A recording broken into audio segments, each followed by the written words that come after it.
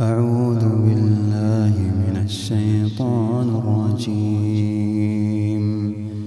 بسم الله الرحمن الرحيم. والمرسلات عرفا فالعاصفات عصفا والناشرات نشرا فالفارقات فرقا فالملقيات ذكرا عذرا أو نذرا إنما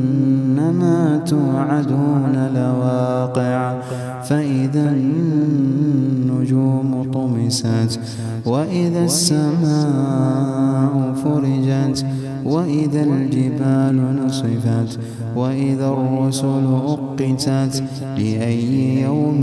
أجلت ليوم الفصل وما أدراك ما يوم الفصل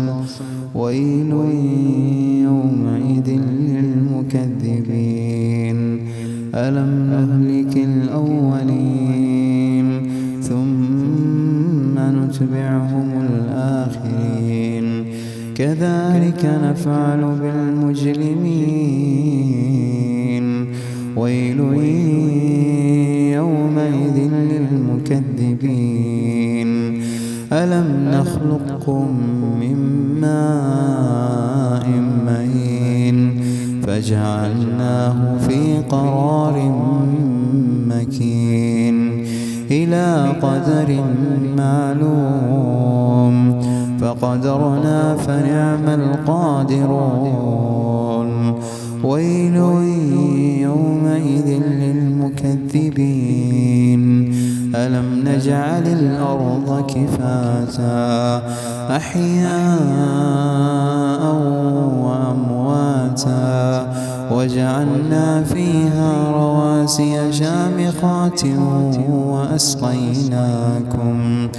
وأسقيناكم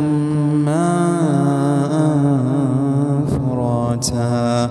ويل يومئذ للمكذبين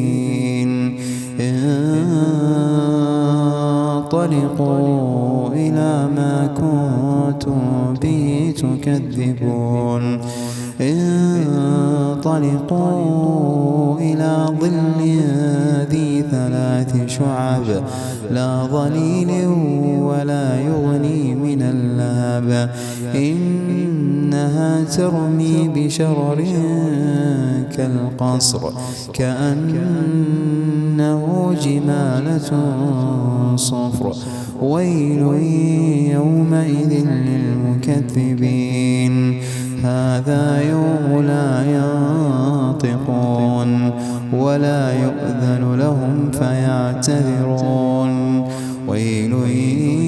يومئذ للمكذبين هذا يوم الفصل جمعناكم والأولين فإن كان لكم كيد فكيدون ويل يومئذ للمكذبين إن المتقين في ظلال وعيون وفواكه مما يشتهون كلوا واشربوا هنيئا بما كنتم تعملون إنا كذلك نجزي المحسنين ويل يومئذ للمكذبين كلوا وتمتعوا قليلا إنكم مجرمون ويل يومئذ للمكذبين وإذا قيل لهم اركعوا لا يركعون ويل يومئذ للمكذبين فبأي حديث